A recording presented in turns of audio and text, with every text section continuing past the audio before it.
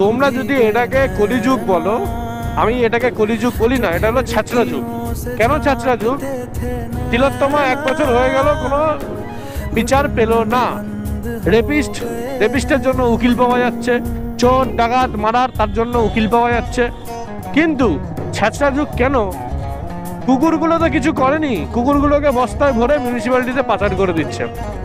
মানুষের যদি যখন কাজ থাকে না, তখন মানুষ এই জিনিসগুলো করে। বেচারা অবলা প্রাণী কিছু করে না, কিছু মানে মুখের দিকে তাকিয়ে থাকে, তাও মানুষ খেতে দেয় না, তারপরও তাদের শখ বস্তায় করে মিউনিসিপ্যালিটিতে পাচার করে দেবে। আমি তাদেরকে সেলুট জানাই, যাদের এরকম মেন্টালিটি। ঠিক আছে।